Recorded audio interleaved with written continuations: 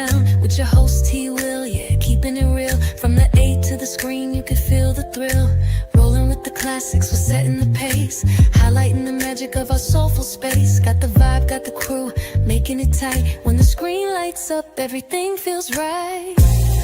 Grab your popcorn, let's make it loud. It's movie time, ATL style. Stand proud from the silver screen to the hearts we steal. Every frame we capture is the real deal. Talking premieres where the stars align.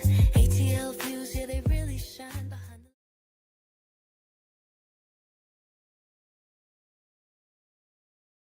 Now we're ready. Hello, hello, hello out there, movie fans everywhere.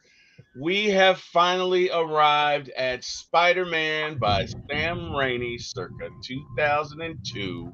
One of Jordan's absolute favorite movies in the world. I know he is super excited to get into it today. I know I am super excited to get into it today. How goes it, buddy? How are you? I'm doing great. How you doing? Hey, man, I can't complain. Just watched Spider-Man, and what a great movie, man. I tell you what, man, I saw this in 2002. I think at that point, my youngest daughter had just been born. I was working two jobs. I was working a weekend job as a nighttime auditor as a hotel, and overnight at the hotel is not a lot to do, so I'd watch movies. Man, I must have watched that movie three times. Like I remember watching this movie over and over again, or watching it this time. I remembered why I loved it so much. Great movie, great story, and he says it all in the first narration, in the first scene. Hey, you know what? This story is about what most stories are about. It's about a girl. What a movie! What a story! Just loved it. Loved the whole Peter Parker angle. I think they really did a great job of capturing young Peter Parker at heart, who he is, the essence of him. So much to get into. But yeah, man, I'm gonna shut up now. Jordan, just I know you love this movie. I'm gonna give you all the room that you need, brother. Let's get into it, man. Tell me your thoughts. I know you went last night to see it in the theater. How did it feel? How was it seeing it again in the theaters? Like, just give me your thoughts. Well, I will say I've watched this movie. I don't. I One thing I wish at a young age we could all remember how many times we've watched certain movies, because I think I might have seen this movie more than any other movie I've ever seen. I've watched this on VHS. I've watched this on DVD. I've watched this on Blu-ray. I watched this on streaming. The only and I've watched all of the Spider-Man movies except for this one in the theaters. So I knew when this movie was coming out in theaters, I was going to go see it. And um, I went, and man, it was one of the best theater experiences I've also ever had too, because we had a full theater to see a movie that is 23 years old.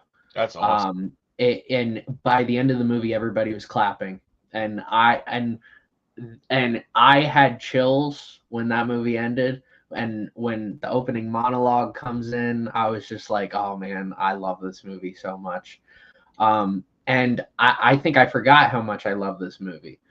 But seeing it in theaters, there's things that I didn't hear, or the way it's perceived through VHS or DVD or just on your TV in general is not, you're not going to hear that. Like the one thing I noticed when the Goblin laughs in certain scenes, you Yeah, hear the echo go yeah, from left to right or yeah, right to left, yeah. You do. and it is incredible. Yeah, Um, this movie has a little bit of everything.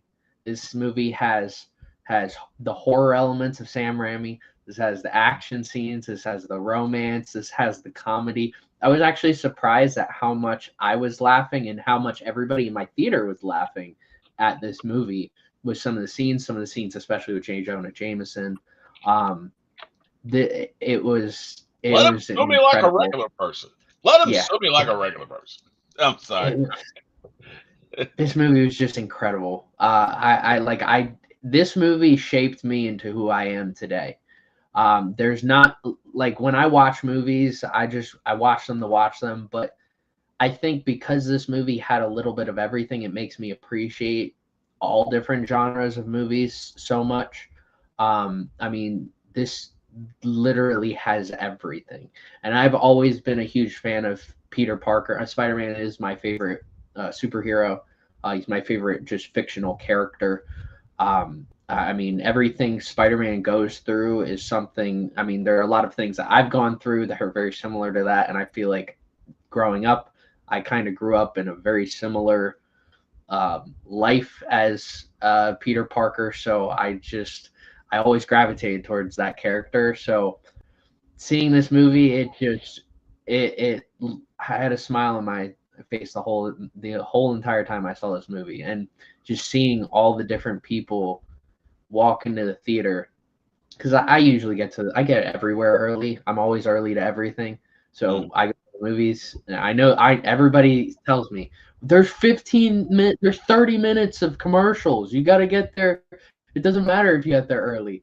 I don't care. I always get there early, and I'm just watching Ray come through the theater, and one guy was actually dressed up as Spider-Man. And that was Oh, okay. He really got into it. Okay. I oh mean, yeah, and hey, go ahead. everybody just had such a great time with this movie. And I mean, yeah, some of this stuff hasn't aged well, but I think all the morals of this story Yes. are going to age well past yours or my lives. Yeah, because They'll age past yeah. generations. This Yeah. this movie is one of the greatest origin stories ever. Yeah. Agreed. So it's directed by Sam Raimi, screenplay by David Koepp, from Stan Lee and Steve Ditko. It's produced by Laura Ziskin. Ian Bryce, composer was Danny Elfman, and we got my brother in here, LBB. What up, LBB? How you doing, little big brother? Eric Parker, what's up, man? How you doing, bro? Hopefully you're doing well, little brother. Little big brother. Little big 6'2" brother. Budget was it's weird. I don't have what the budget was. Anyway, budget 139 million. Sorry about that. Budget was 139 million. Opening weekend was 114 million. Wow. 825.8 million worldwide was the total purse. And look at Rotten Tomatoes, I believe gave it a 90%. So great movie. Great movie in and of itself. I remember when this first came out, this was like the first real look at Spider-Man. And really, Eric says Jack Spade was the guy dressed like Spider-Man. But it was your first real look at Spider-Man with the technology or something akin to the technology that we have today. So I loved a lot of the scenes. I love to see him in action. But I love the core of the story. I love the relationship with him and Uncle Ben. I love who they cast for Aunt May. If you are a Spider-Man comic reader, she is spot on for Aunt May. I mean, spot on. She is the perfect cast for Aunt May, and we'll get into that. But I really enjoyed that. Let's see. Plot summary. Well, really quickly. I mean, we'll get all into it, but a shy Queens teenager, Peter Parker, played by Tobey Maguire, is bitten by a genetically altered spider and develops superhuman abilities. Wrestling for cash leads to a fateful choice. He lets a thief go who then murders Uncle Ben. Peter embraces with great power comes great responsibility, becomes Spider-Man, and collides with Norman Osborn, also the Green Goblin, played by William Dafoe. The conflict escalates through Times Square, a Queensbridge hostage standoff, and a brutal showdown that costs Norman his life and pushes Peter to sacrifice a relationship with Mary Jane Watson, played by Kirsten Dunst. And let me tell you something. Kirsten Dunst is the personification of Mary Jane. They did such a great job casting this film. Such a great job casting this film. Mhm. Uh, but yeah, so one thing or one theme of Spider-Man is sacrifice. Um, and I know all heroes have sacrifice, but I don't think any hero, maybe Batman, but I don't think any superhero has sacrificed more or had more taken from him than Spider-Man. Um, and it's a big part of who he is. So let's look at the character arc of Peter Parker. He goes from insecure, overlooked kid to a moral agent who learns the responsibility. I'm sorry, who learns that responsibility means sacrifice. And I would agree with that. The only thing he wants to do is date Mary Jane Watson. I mean, think about it, man. She's the hot chick, right? And she's cool. She's not like a mean girl. You know what I mean? Yeah, she hangs with the in crowd or whatever. But there's so much going on with these characters, right? So where in Amazing Spider-Man, Peter Parker has more of an edge about his parents. He's I wouldn't say angry, but he's a little angrier than this version of Spider-Man. This version of Spider-Man to me is probably his heart is as pure as is humanly possible looking at him. Just he's the personification of who Captain America was before he got his power. He's just a good dude. He's picked on, he's bullied, he overlooks it. Um, but he's in love with Mary Jane Watson. And I forgot that he had to sacrifice this relationship. And towards the end, oh my God, I was like, oh my God, you're really gonna walk away. So anyway, we'll get into that. But he definitely does go from insecure to overlooked kid to a little cocky, right? When he starts wrestling or whatever and wins the match, and the guy's like, well, you should have held him on for 3 minutes. You get $100. Not my problem. And he's pissed, right? And it's so sad. It's so sad. We got Carrie in the chat. She says, "Hi, T. Willa Jordan. Hey, Carrie." It's so sad what happens because it's like right after he has that conversation with Uncle Ben. You know what I mean? And he's frustrated, because not Harry. Flash was an ass, man. Flash was an ass. Flash was a pure D. Mhm. Flash deserved it. Flash deserved the butt kicking that he laid on him. And Peter's just taking it all in. And in a moment of weakness, he just kind of lashes out and says, "Well, you're not my dad." And let me tell you something, man. Guilt after a parent passes is a real thing, Jordan. It is a real thing. So watching this movie again, it kind of gave me a different lens to look through it, right? Because he's going to carry that for the rest of his life. I promise you, for the rest of his existence, he will never forget that conversation. And not that it's necessarily a bad thing, because it's going to make him. Sometimes you go through things so you can be better for future encounter. Anyway, Norman Osborn, Green Goblin, a tragic capitalist cautionary tale. His goblin tests Peter's ethics more than his strength. Mary Jane Watson, a dreamer caught between expectations and agency, often reactive. And Harry Osborn, seeds of betrayal and legacy, envy of Peter, need for Norman's approval. And he does do that. And it's interesting. On graduation day, right? Norman shows up, but he lavishes Peter. And I think he sees himself in Peter. You get what I'm saying? But you gotta having 3 kids, you gotta recognize there's certain moments that are not about you. And you gotta recognize what your kids need in that moment, right? It's graduation day. It should have been all about Harry. Harry needs to be affirmed. You know what I mean? Harry needs to be affirmed. And in this moment, the only thing Norman can do is, "Congratulations, Harry. Oh, Peter, you won the science contest. Oh, that's great. Oh, that's awesome. Listen, I know he's sitting there talking to him, and Harry's looking at him like, "Are you serious? Are you serious right now?" I will say, there's 50% of me agrees with him and 50% disagrees.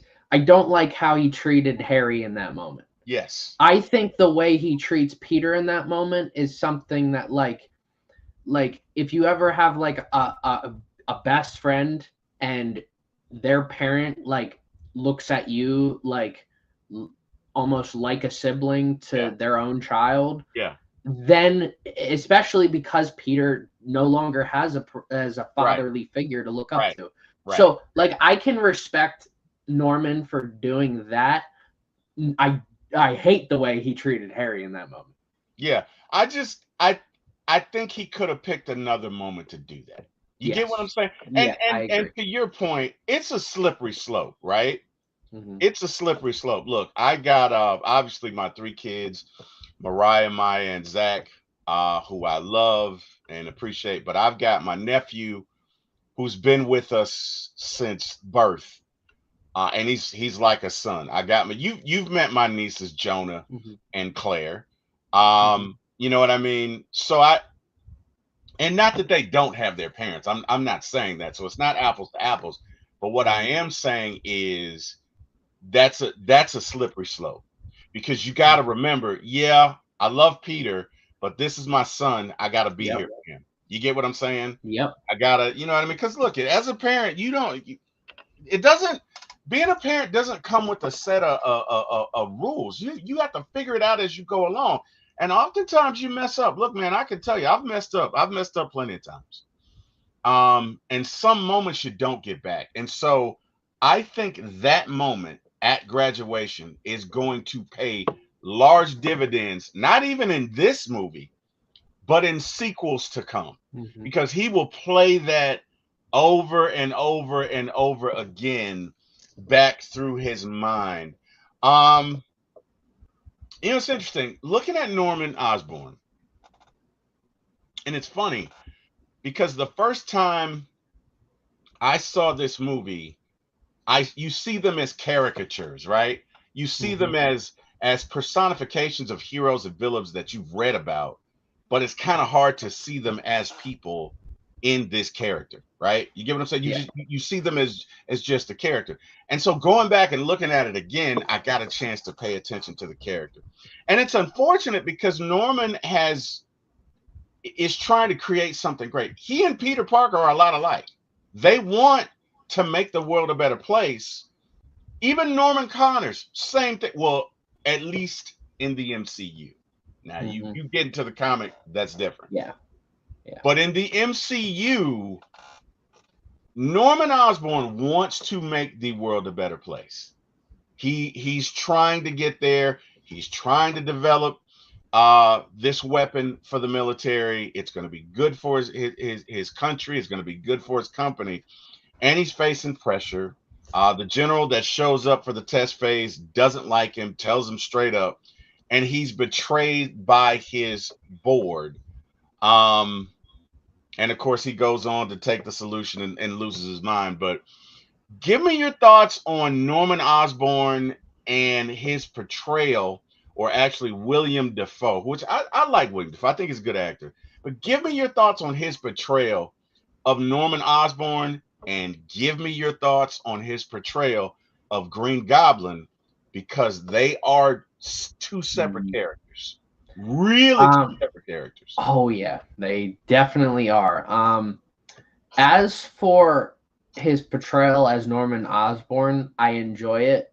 Um, I have a feeling you can easily find a you I like when the whole MCU gets rebooted and stuff. Whenever that happens, and they're looking for a new Norman Osborn, my guess is it'll be really easy to find a better Norman Osborn.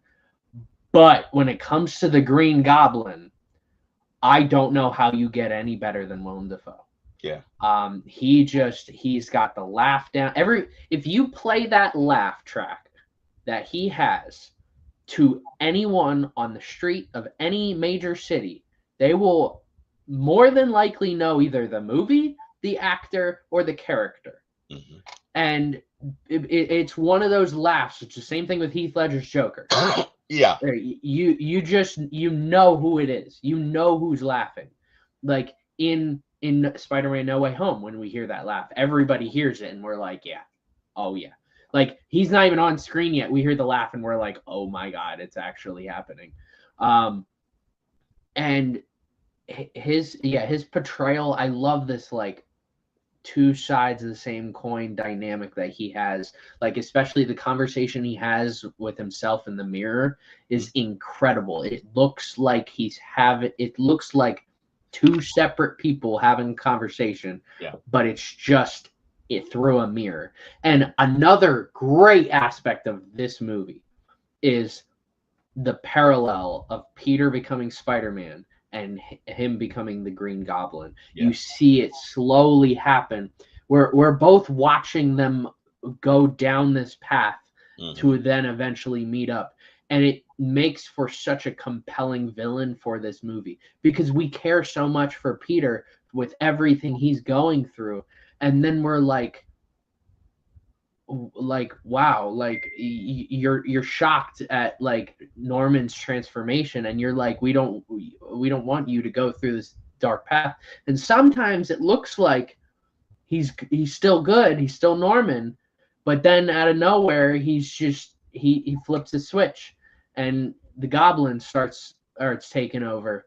So it is so incredible how Willem Dafoe plays this character. Both characters really. I mean, it's the one thing which I really didn't notice when you watch Spider-Man No Way Home, some people, and including myself when I first watched it, felt like Willem Dafoe's portrayal as Norman Osborn was like, oh, like he like very fragile. And you watch some of the like in the theaters, I don't remember him ever saying this line, and it's very small, but when he's about to take the serum and the other scientist puts the metal over to like close in on him, he's like, oh, that's cold. And it's such a laughable line. You're like, all right, dude, it's cold. Like, where you're like, oh, it's cold.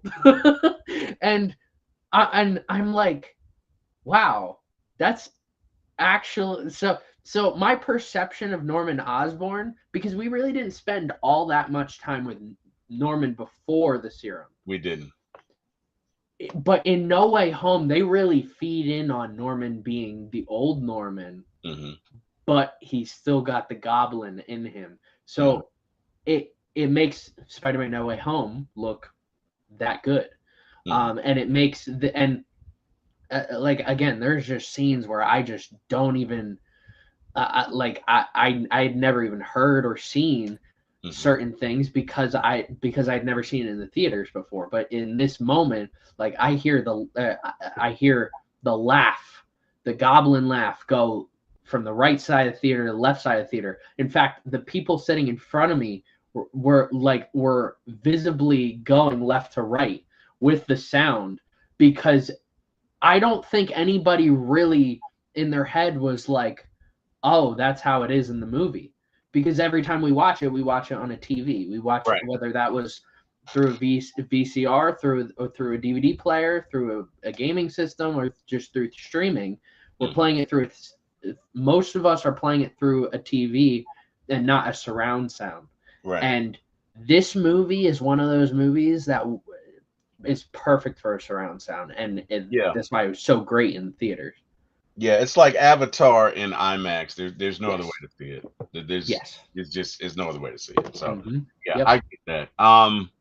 Themes of the movie: responsibility versus desire. Peter repeatedly chooses duty over personal happiness, except for the one time when the guy gets robbed and he's like, not my problem.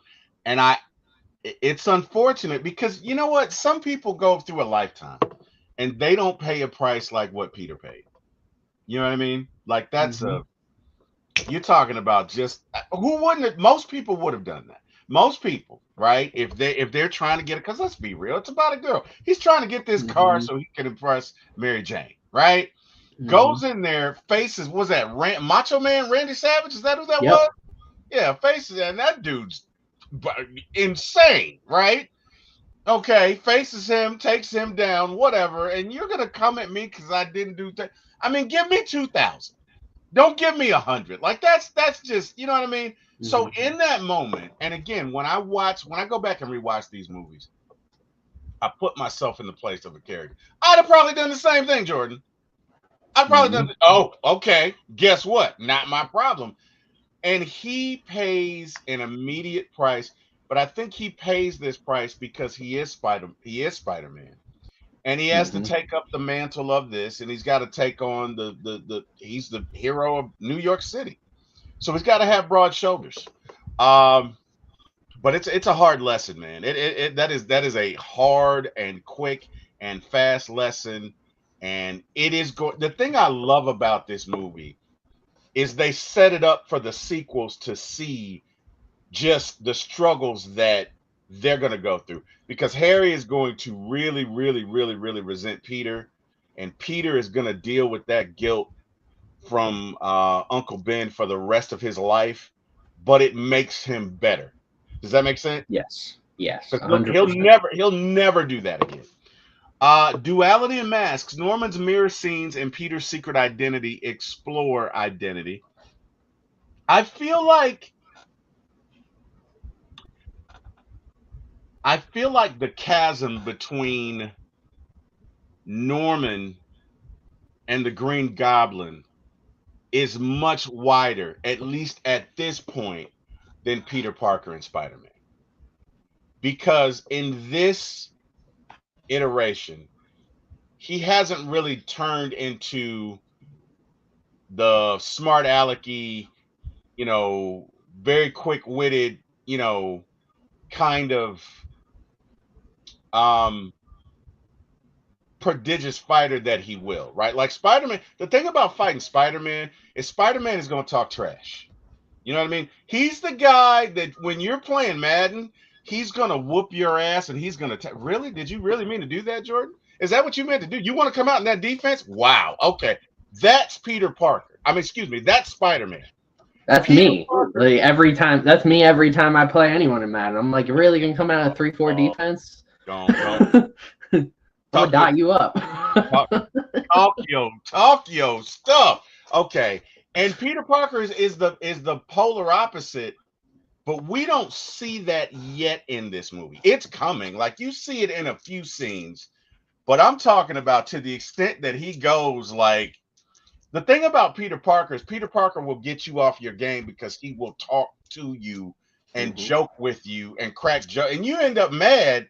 And when you're mad, especially when you're fighting, when you're mad and you fight, people make mistakes. That's when you make mistakes, right? Mhm. So, I feel like, and not that they had to in this movie, because look, there were three of them, so I get it. Yeah. But it feels like Peter Parker and Spider-Man are closer to each other at this point than Green Goblin and Norman, Yeah. because Norman is actually a decent guy. He's not a bad guy. He is not a bad guy.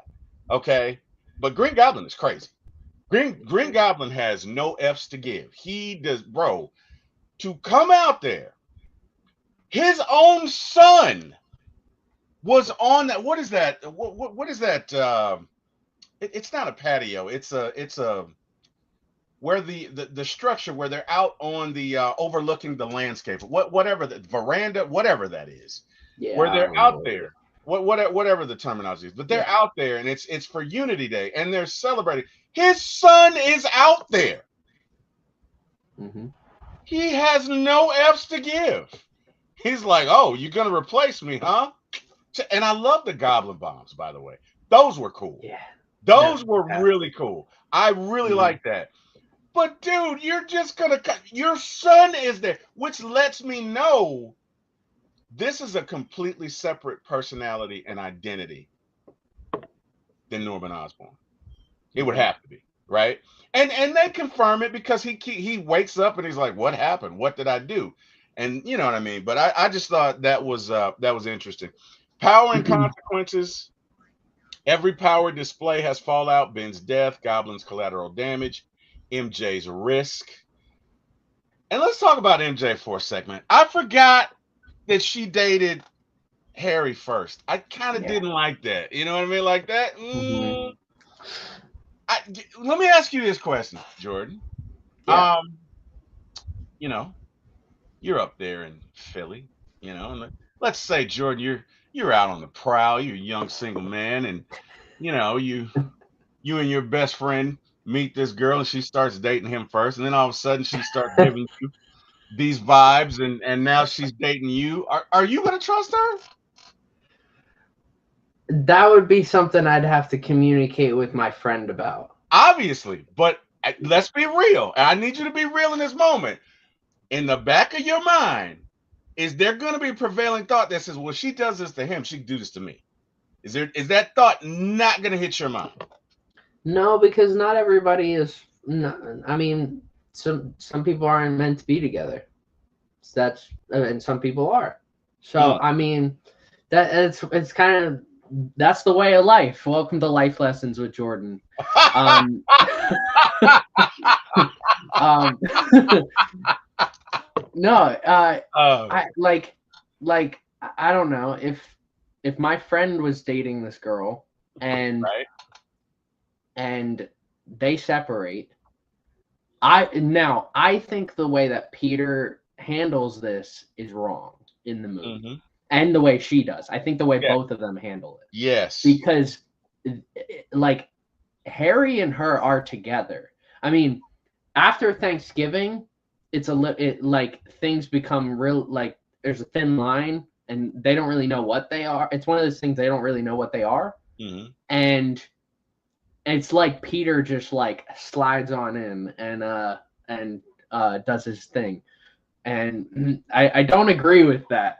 Don't agree with that at all. Hmm. If you guys have been best friends for years and you and MJ have been neighbors for years, you should be able to respect both of them a little bit better than that. That's my own opinion on that. But yeah, I would have handled that a lot. I would handle that a lot different than Peter did. Well, to be fair, and Harry's kind of a jerk, but Harry says to his father, "Well, Peter's been in love with her since second grade," so Harry knows. You get what I'm saying? Oh So yeah. I can't really let Harry off the hook, because that's like if you and your best friend, every time y'all go somewhere, your best friend sees this girl and he's like, "Man," and this is your guy, man. Y'all have come up through grade school, high school, college, and ever since grade school he's been talking about this chick, and then you go and date her. You're a jerk, Jordan. I'm just saying, you're a jerk. You're a jerk for that.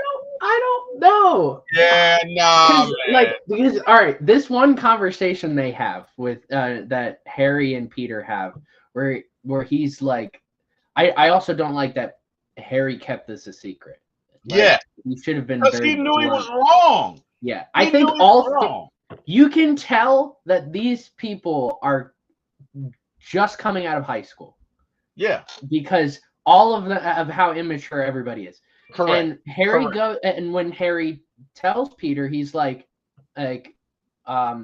you didn't make a move, Yeah, and after he's it's one caught. of those, it's one of those things that like would it like if Peter isn't bit by the spider, would he have ever made the move in the first place? Would he have It's ever had a shot? it's Schrodinger's box, right? We Yeah, don't know whether the cat is dead or alive. You right, know, right. um, yeah, that's it's a you can. Everybody does a great job acting with when it comes to that Oh the yeah. romance Oh of this yeah, movie definitely. because they're No all doubt. so immature and Yes, it's written so well in that way. yes, yes. But he's still a jerk for it. Oh yeah, But I agree. There should have been some conversations. yeah. There should have been, "Hey man, look, I'm feeling her. You haven't done anything. What's Hmm. up?" You know what I mean? But the question I have for you is, if he doesn't become Spider-Man, does he ever does he end up with Mary Jane? And No. I say that, and I'm saying in the MCU, right? Hmm. Because what made her, so here's the thing, right? If you save a girl from falling to her death 2 or 3 times, she's going to develop some intense feelings about you. Mhm. Newsflash, everybody. That's just human nature, right?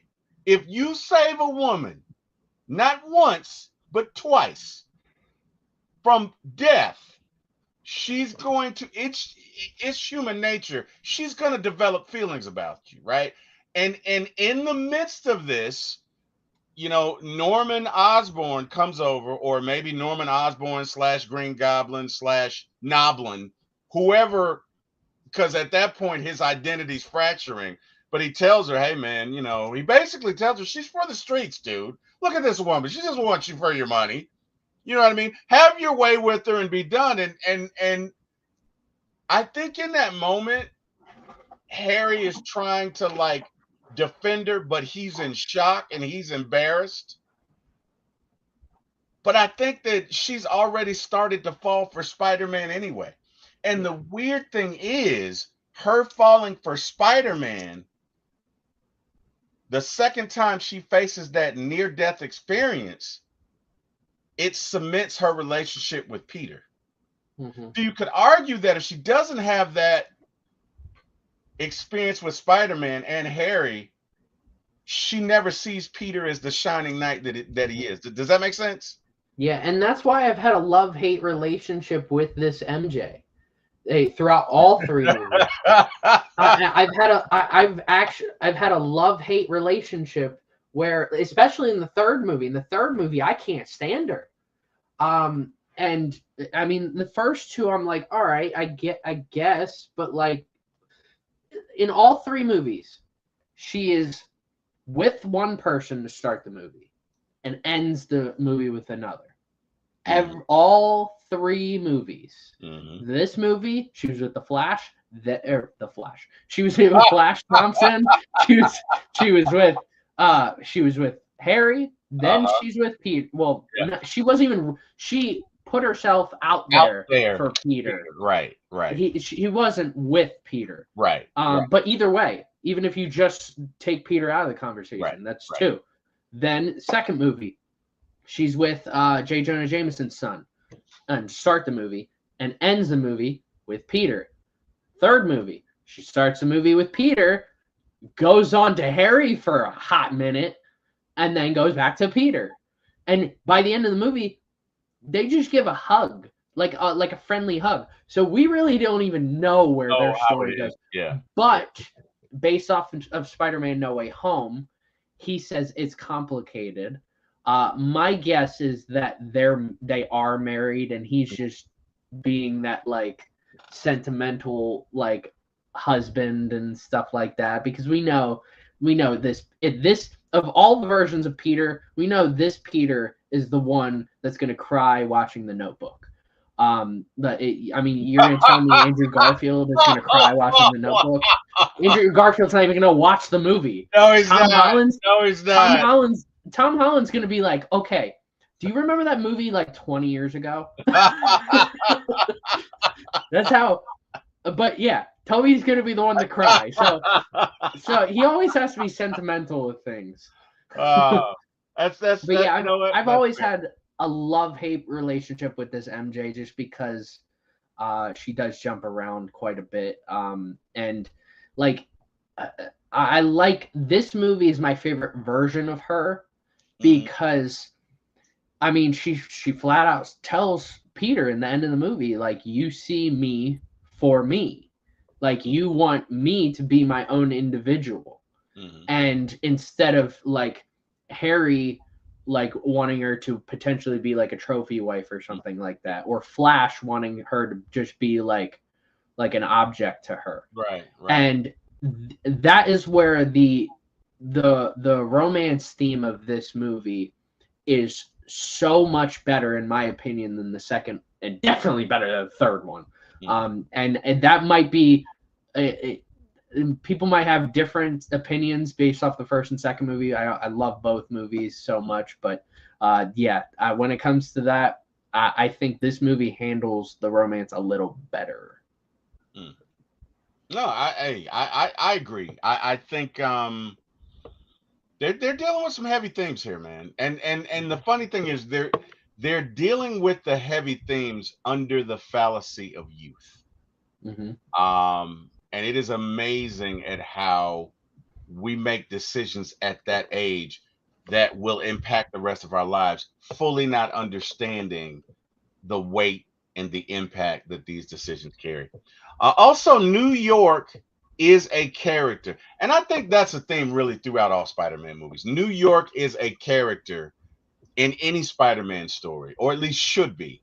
Um, I like the when he's trying to hold on to Mary Jane and the kids on the bus, and the Goblin keeps punching him, and he's like, "You got to crawl down the wire, get there as quickly as you can." And the Goblin is coming around for one more impact, and they start throwing stuff at him, and they say, "Hey, man, this is New York. You mess with one of us, you mess with all of us." I really like that. Hmm. And you see that theme carried out in Amazing Spider-Man when his leg is injured in the first one and he's got to get downtown, and the guy who Sonny saves calls in his buddy, and they Yep. all like I really like. I love that. I love that about that. So I agree that that Queens is definitely or New York rather, is definitely a character. As a matter of fact, I whenever I see that, I think about the interaction between Captain America and Spider-Man in Yeah, that's a great Civil one. War, when he's like, "Where you from, kid?" And he's like, "Queens," and he's like, "Brooklyn." You know what I Yeah. mean? And he's like, I love "Oh, that that interaction. was It's great. such a great one. That was It's great. so great. That was great. That was great." So, any other things you can think about with this movie? Anything come to mind? Um, I mean, I'm gonna touch on the. Well, I mean, you already mentioned this already, but literally the line of this movie defines what this movie is, and it's with great power comes great responsibility. Yeah. That is something that, like, when I first heard that, and the first time I ever heard that was in this movie. That line, um, and I didn't understand it when I was like 4 years old watching this movie, but like as I got older, like hearing that line, like we all have our own responsibilities on any given basis, and some of us have more power than others. There's some of us are billionaires living wealthy in their own homes and living this great life, and but those people who have that power and are willing to help all the other people out, those are the great people in this world. And then there's some people who don't have that, but they're still willing to give for other people. So I mean, we all have our own power as human beings, and and some of us feel like we're not responsible for other people, but you know, with great power comes Comes great great. responsibility. And I love that theme. I probably think about that quote probably once a month for my entire life. I mean, it's one of the greatest lines, in my opinion, in any sort of writing, film, anything ever said or written down that I've ever heard. I love that line so much, and and even in this movie, like there's 2 points in this movie, or I would say 3 points in this movie, where Peter feels like he won, but he didn't. The first one was the fight with Flash. Why do I keep on wanting to say the Flash? With Flash, that's a completely different other thing. He has the fight, and you see him smile after he punches him, and then suddenly he realizes, seeing MJ's face, Mhm. that The wasn't the entire right thing to school do. starts to fear him. The Yes. entire school. And anyway, go ahead. I don't want to break your Yeah. thought. Go ahead. And yeah, some of the people, like, and then you got Harry, who's like, wow, I can't believe you did that. Which honestly, that's probably a reaction any friend would have if they saw their friend do that. Flash had that coming, man. I mean, whatever. Yeah. Flash had that coming. But it was unexpected. yes. And Peter winning that fight, and then he was smiling. He's like, "Yeah, I finally stood up to my bully." And then he realizes that wasn't the right decision. And like, he had the power in that moment, but he was not responsible in that moment. And then you fast forward to when he lets the gunman go. Oh, it's like he got payback. He had the power because he got payback, but he wasn't responsible enough, and it led to Uncle Ben's death. And then later on in that scene, when he goes to like attack the guy, like every time I see this, like, and every time it's mentioned, people say like he killed him. Well, he didn't save him, but I don't think he killed him. No, he didn't. It's one of those things. He was a witness. It's like in Batman. In Batman Begins, where he's talking to Ra's al Ghul and he says, "I'm not going to kill you, but I don't have to pay." And that's exactly what that was. Yep. And that one scene, though, has lasted even through No Way Home, where he knows he had the power in that moment, and he wasn't responsible enough in that moment. And he still holds on to that day in Spider-Man No Way Home, where he has to have that conversation with Tom Holland's Spider-Man. And he realizes anytime he feels like he's on top of the world, it could all crash down on you. Yeah. So if you are on top of the world, you better act like you're on the bottom of the world. Yeah. Yeah. That's fair. Let's do a juxtaposition of Maguire versus Garfield versus Holland. That's another reason I couldn't wait to do this, because I'm like, oh, I can't wait. I can't wait. I know Jordan's gonna love this. So Marvel Comics Spidey is a do-it-yourself science kid. Okay. And Peter is Spider-Man is his alter ego, to where he gets to express all of the stuff that he holds in as Peter Parker. You know, as Peter Parker, he's kind of like Clark Kent in that, yeah, no, okay, right, okay, yeah, okay, I'll take it. And Spider-Man is, oh, I know you didn't. Oh, it's gonna be a tough day for you, buddy. Ooh, I'm about to, you know what I mean? Totally different. Maguire is mythic. He is a tragic hero. And he does have the organic web shooters, which I had forgotten about, especially when he was like, web on, and he was doing this. And he was like, everybody was laughing in the theaters in that scene. Everybody was laughing. Yeah. Garfield is edgier, quippy, mechanical web shooter, stronger chemistry with Gwen. Holland is integrated with the MCU, Stark Tech, coming of age, inside a shared universe. To me, Holland, of all of them, is the most sheltered. To me, Holland is the most childlike. While Tobey Maguire, I believe his version of Spider-Man truly did have a good heart, right? If I had to rank them, I'd say Tobey, then Holland, then Andrew, because Andrew does not play games. Andrew is not about that life. And Andrew just does not. And to be fair, Andrew lost Gwen. That's gonna change somebody. I don't care what you say. That is gonna change somebody. But I feel like of all of them, Tom Holland's character, at least to me, is the most like Peter Parker, comic book Peter Parker, with Maguire being a close second. Okay. Give me your thoughts on the juxtaposition of all three of these. So I agree. I think Tom Holland is the most comic accurate Spider-Man.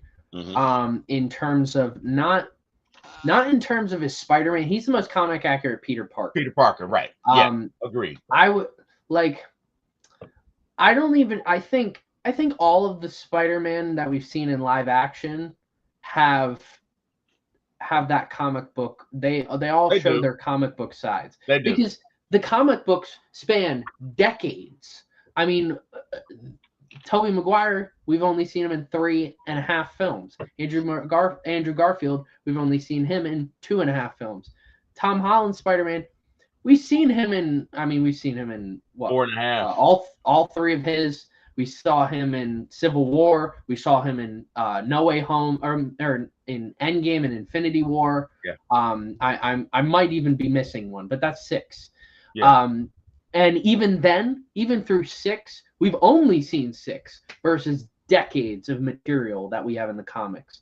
But I think they all do a little bit of something from the comics. I think Tobey Maguire's that's Sam Raimi's vision right there, especially with the organic web shooters, which that's my preference. Me too. I actually like the idea of him having organic web shooters because if you think about it, like he has his spider sense and he can climb walls, but and he's really strong. But Andrew Garfield's Spider-Man is definitely the weakest of the 3. So he doesn't use his spider sense as much as the other 2. Let's talk about and he climbs walls. Let's talk about that for a sec. Yeah. Because I'm glad you said that because you reminded me. It's almost like his spider sense is its own entity in this one. Because with that fight with Flash, that's not him making those moves. That's his wait, this is coming, duck. That's not him doing it. And I think they do a great job of encapsulating that and conveying that to the audience that, hey, this isn't Peter Parker doing this. This is the spider sense sensing something and forcing him, compelling him to act. And I think they do a great job of that in this one.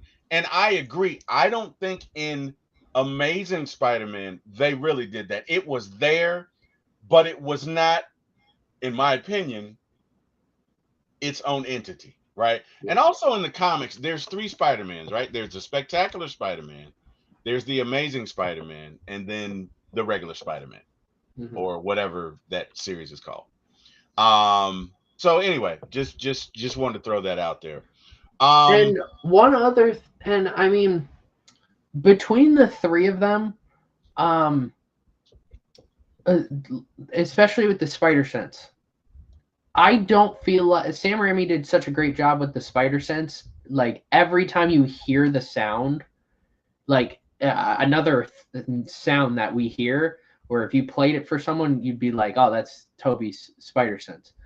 And I don't think any Spider-Man movie was able to replicate that as well after these 3 movies with Tobey until Spider-Man No Way Home.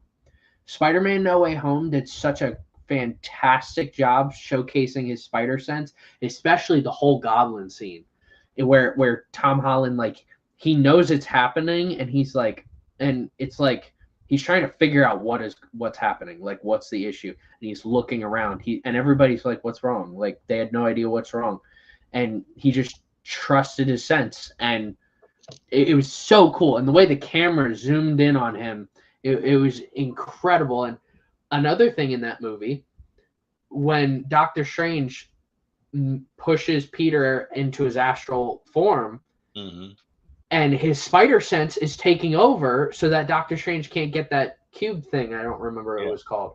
And Doctor Strange is like, how are you doing this? And even Tom Holland and even Peter's like, I don't know. All right. Because it's his spider sense. All right. And it's so, and I think only No Way Home has been able to do that as well as these 3. But these 3 do it in such a way, it's like everything's in slow-mo for Peter at every given time. I really love that. And thank you for bringing that up, because with that fight, especially when Flash is like, and he you see him go like that, and he goes, you can see his brain going, I normally get hit by those. So that's what that looks like, right? And then he moves again. He's like, Oh, okay. So this is what this is like. This is what this is like to slip a jab. Okay. All right.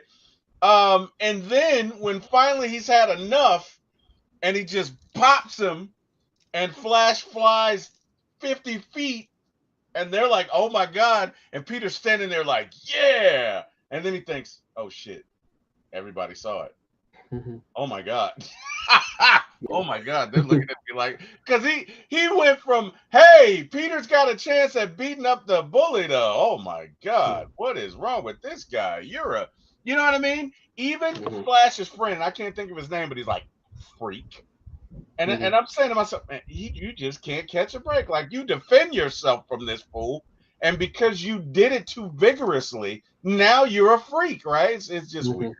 But anyway, um, let's talk about him discovering his powers. So, Peter wakes up. He's got a transformed body.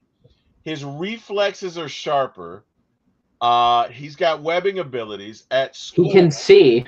Yeah, let's talk about that. He can see. He can see, and he really doesn't mean to hit Flash with that was it lunch tray or whatever. But Yeah. that whole scene to me was funny because he's taking off running like, oh no, Mhm. oh God, right? And I'm watching and I'm like, oh, not that guy. That scene, I don't know if you've ever seen House Party. You've never seen House Party, have you? No, You I got have to add not. that to your list.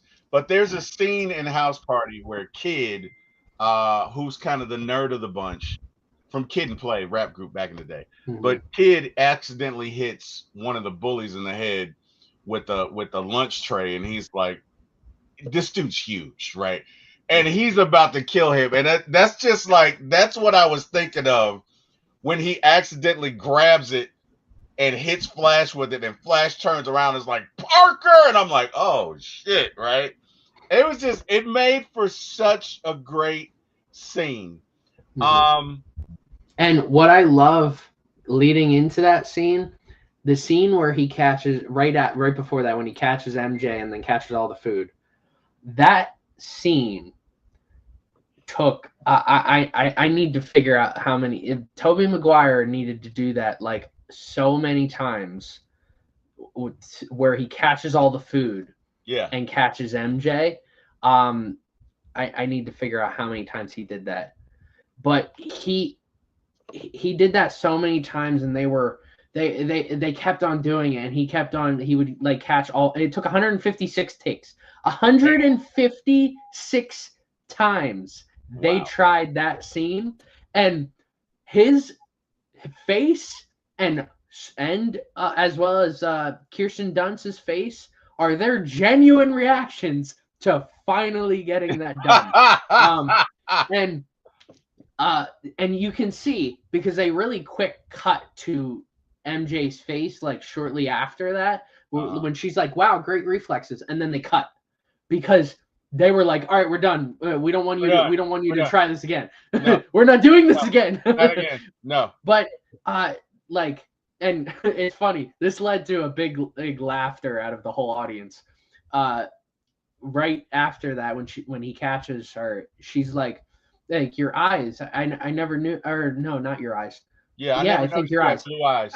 Yeah, and he doesn't react. He just kind of goes into a Right, smile. right. Everybody in the theater busted out laughing because how nerdy he was in that moment and how Yeah, shy he was that yeah. he couldn't say a word. He couldn't believe what he was doing or that he was talking to her. So everybody in the theater was laughing. I was laughing.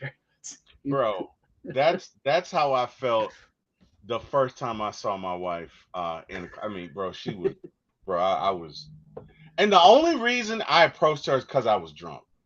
Like if I had been sober, I would not have had the confidence to go up and approach her. But I had been drinking.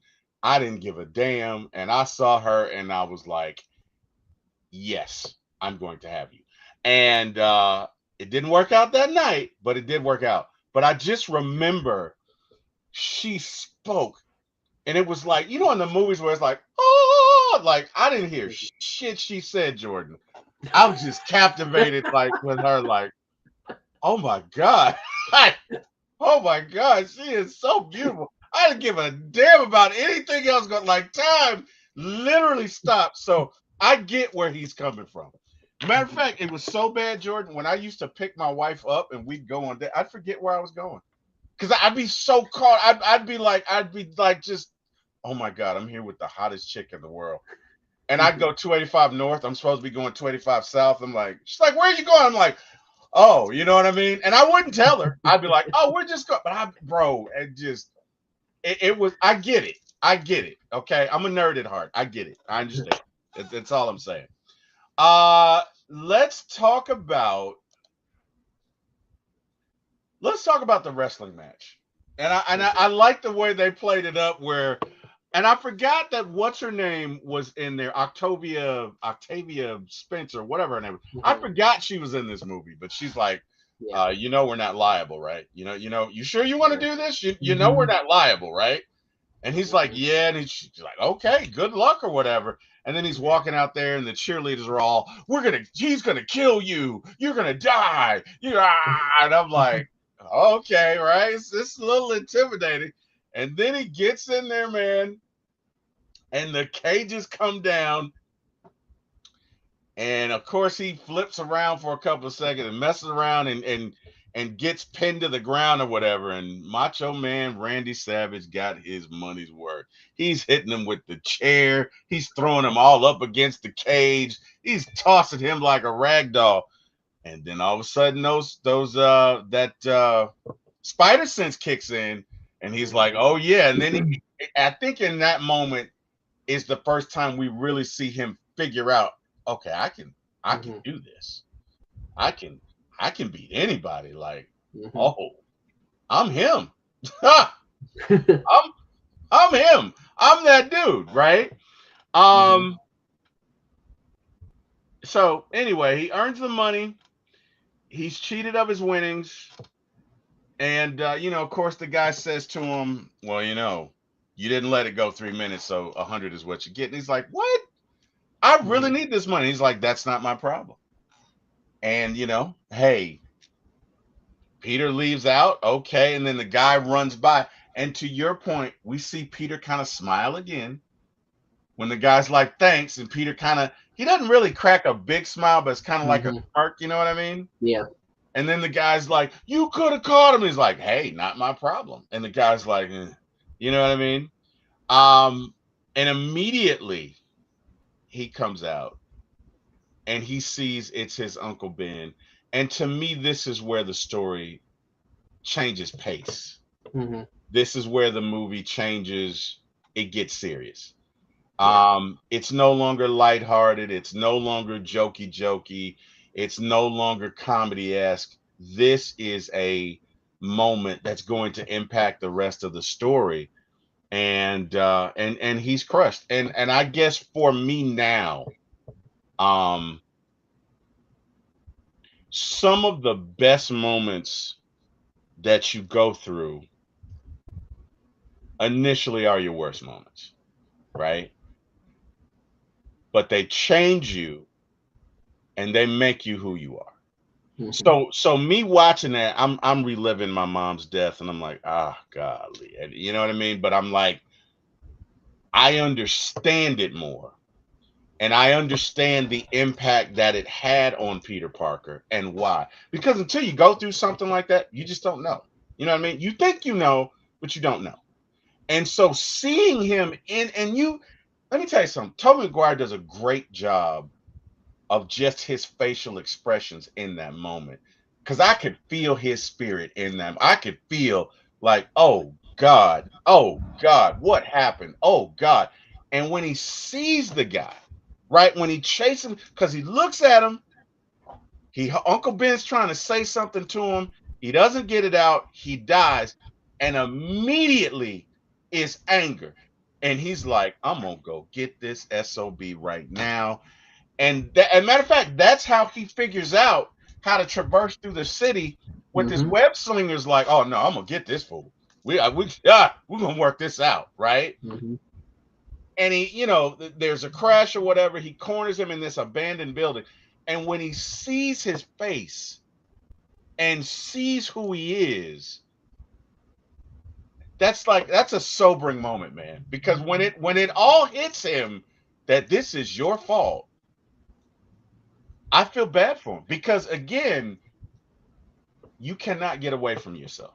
You Mhm. cannot get away from your memory. You cannot get away from guilt. That moment is going to carry it.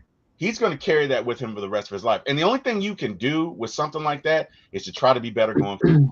But it shapes him and it really sets the tone for the rest of the movie. Give me your thoughts on that, Jordan. Give me your thoughts on the whole scene. I mean,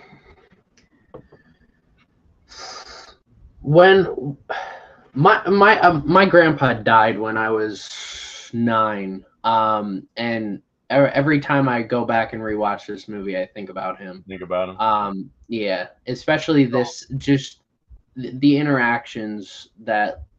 So every weekend I would go and be with my grandpa, and he was a pastor. So he always woke up early. He would wake up early on Sundays, but he would wake up on Saturdays, and obviously I didn't have school on Saturdays.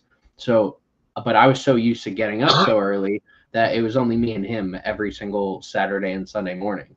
Nobody else was up, so we got like 3 hours or spending time together for years.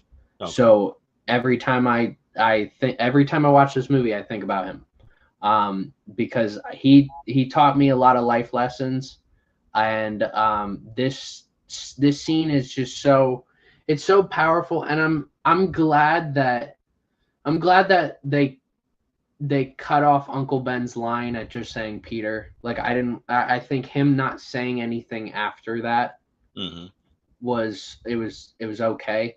In the same way that like when Tony died in Endgame, like him not saying any words, he didn't need to say anything. Mm-hmm. You don't need to say anything. Him saying Peter, that was okay.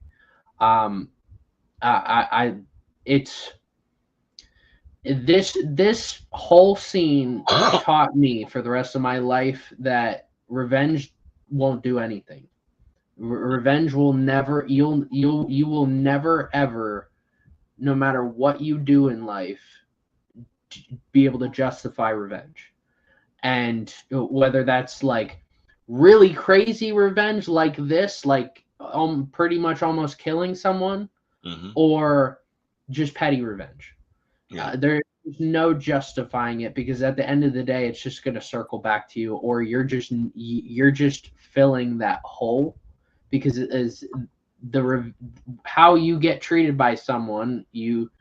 It's like you lose something, and you try to use revenge to justify that and to fill that hole, and that's it's never you're never going to fill that hole. That hole is gone. It is. And So you're not gonna bring the person back. exactly. Not gonna bring them back. So this whole scene is it is so powerful, and it's I mean Peter in this moment, like he knows something. This might be the first instance of his spider sense taking over, that wasn't like after school, because he just or maybe it's not. Maybe this is his own sense saying, like, I should go check what that crowd's looking at. Like, I need to go check what that is. Yeah. It's like nobody. And I always wondered in that scene, why did he go over there? Why did he go to check in on? Because it could have just been a crowd surrounding someone else. Someone could be having a heart attack, something like that. Mm-hmm. And I always think, like, oh, maybe a passerby had said something, but hearing it in the theaters, I didn't hear anything. So, but with his own free will, he was like, I need to go see what this is, and ultimately, it is his uncle. So you think maybe because that was his family, he had like a feeling outside of the spider sense, outside of it, because he wasn't in impending danger. But just because of the connection that he has with Uncle Ben. And I say that because as he gets closer, he starts to go at a more frantic pace. Like he senses this is bad, right? He doesn't just saunter or stroll up there. He starts to Yeah. walk, then walk briskly, then Mhm. at a very rapid pace get up there, and then when he sees, he's like, "That's my uncle." But it's kind of like something. It's like something in you is saying you need to Mhm. see this. Do you think that's what it was, or was it just let me go check this out? Like, give me your thoughts on that. No, I think you're right. I think part of him was like something is wrong here. Like we all have had that gut instinct that something's wrong in a situation, and I'm sure he was thinking something is really wrong right now. And now that I think about the fact that his spider sense wasn't used in that moment, I'm really glad that it wasn't used because it was something that Peter needed to figure out, not Right. Spider-Man. There you go. There you go. Mm-hmm. Exactly. Let's talk about the first clash with the goblins. So they're at this Unity fair. The board has voted him off, and the board is like, we got rid of him. Especially, I can't think of the one guy who's like, well, Norman, you've been voted out, and he kind of smirks. He kind of Mm-hmm. looks at him like, I've been waiting for this, right? And Norman comes back in full garb with his goblin jet ski, whatever, plane, craft, vehicle, whatever. And he is getting well, as you just said, he's getting his revenge. Mm-hmm. He is getting he's getting his revenge. And they say revenge is a dish best served cold. Again, it's kind of like Norman. And when I say this, I'm not saying it lightly, and I'm not making light of it, but it's almost like he's either has dissociative identity issues Mm-hmm. or schizophrenia, because he's exacting the revenge for Norman. Mm-hmm. But Norman isn't aware that he's doing it, but he's pissed because they've done Norman wrong. You get what I'm Mm-hmm. saying? Yep. But he has to be aware of Norman's identity, because he says, "Oh, you're going to take my company, huh? Okay." And he throws the goblin bombs, but his son is there, and his son's girlfriend is there, which tells me that ultimately the goblin doesn't care about anybody but the goblin. Because Mm-hmm. even though he's aware that Norman was hurt by these people, he doesn't care that potentially killing Harry is going to hurt Norman. Mm-hmm. You know what I'm saying? So Yep. it's kind of like he is a destructive force that's taking over. He's a corrosive element, Mm-hmm. because his revenge is not just germane to those that have wronged him. It's a blaze. It's a blast radius that's going to impact everybody around him. Yeah. Those are my thoughts. Give me your thoughts on that scene. Give me your thoughts on the first interaction with him and Spider-Man, how they get after it. Just give me your thoughts on that. Well, let me start off by talking about the suit, the costume, which was at the time.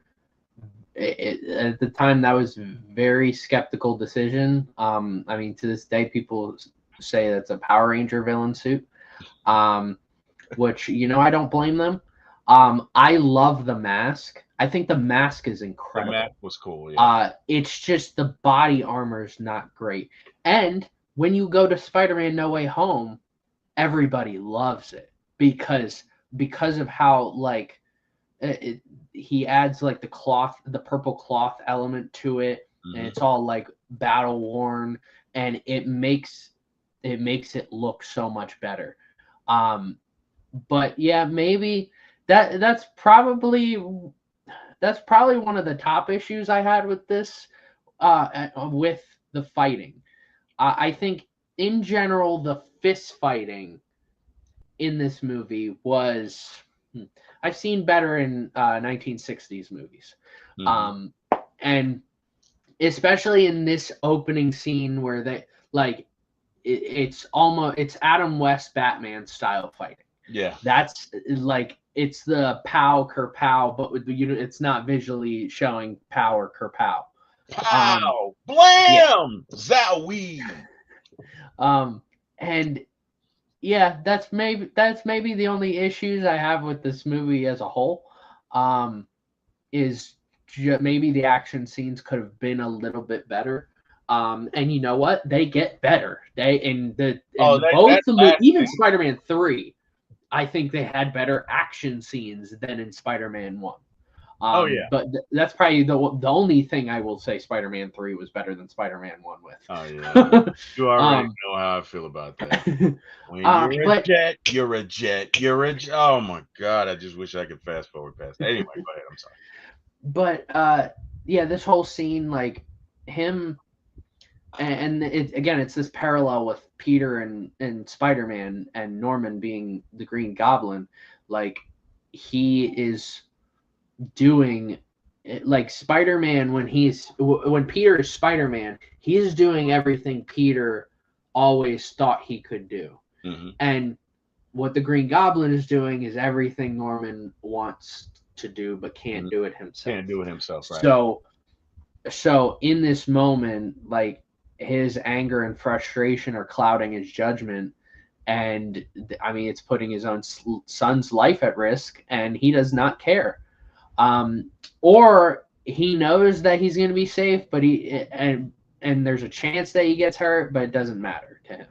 All that matters is killing those other workers for his company. People who wronged him, the board, Yeah, those backstabbers.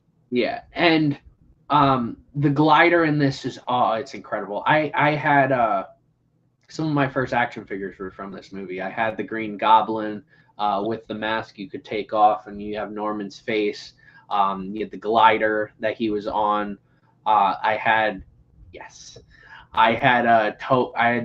Toby Spider-Man action figure from this. I had a lot of action figures from this movie and Spider-Man 2. So this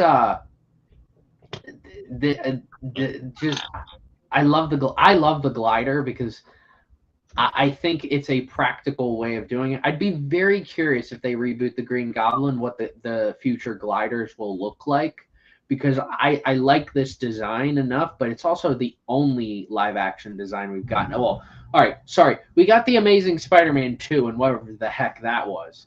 But we'll get to that when we get to that. I don't even want to talk about that movie while I'm talking about this movie. It's like you're eating like Sour Patch Kids, and then you just get like an apple thrown in there. Like you're like, what's going on with this? What's going on? Yeah, it's like you're eating this fantastic chicken, but then this one piece of the chicken is not cooked all the way through. That's what it feels like talking about Spider-Man, and then all of a sudden the Amazing Spider-Man 2 gets brought up. Anyways, yeah, this whole scene was fantastic. And the way, I mean, literally Peter sweeps MJ off of her feet, literally, and brings her into. He really didn't need to Peter or Spider-Man, because there's a difference. Maybe it was Peter. Maybe that was because I think it was Peter. Well, because it was Peter to him, but to her, it's Spider-Man. It's like the Lois Lane effect with Superman, which is why. Anyway, I'm not going to get into it, but it's one of the issues that I had with Superman that was released this year is she doesn't seem to be like initially when Lois meets Superman, she is so captivated because who wouldn't be? This guy can do things. I mean, think about it. Like leaping a building in a single bound, fast enough to stop a train. Like as many times as he saved her, bro. If I'm keeping it real with you, there would have probably been some intimate activity. Okay, I'm just gonna keep it real with you. Okay, because she's at the height of her emotions. So and what I didn't like about it was that she was. I'm not even gonna get into it. But in this instance, Mary Jane is captivated because this. I mean, he's literally her Prince Charming. her Mhm. white knight, right? I mean, what woman doesn't imagine that? You know, I mean, well, I don't know. I'm not a woman, but I would imagine, you know, in places that they gather that we don't know about, all of them want to be saved to some level like this. I mean, you know what I mean? So, I mean, On the flip side, let's turn it around. If Scarlett Johansson's Black Widow swept me off of my feet, I'd be okay with. I'd love it. see, you know what? I'd be Elizabeth intimidated. Like, Olsen's Wanda, go for it. Sweep I'd me be off my feet. intimidated. I'd be intimidated because you know I'm an ass, and I'd be thinking I should be doing that for you. I was okay. I didn't need you to come along and save me from descending to my death at 50,000 feet. But thank you. No, I wouldn't say that, but it would shift the dynamic in the relationship. Well, let me ask you this, Jordan. Could you date a lady that could kick your ass? Like, could you date a woman that was like, I don't know, a 15th degree black belt? And she's Yeah, whooped butt all of, like you could I like could. in the Yeah, back of you could you date her? 100%. Yeah, yeah. Hmm. See, It doesn't make it like a. It's not something I would look for. If they are, they are. It's like it's just it's the same thing. I had this conversation with someone about the WNBA, and they're like, "You're telling me you would date a woman who's like a foot and a half taller than you?" I'd be like, "Yeah." Like that's it's like I don't care.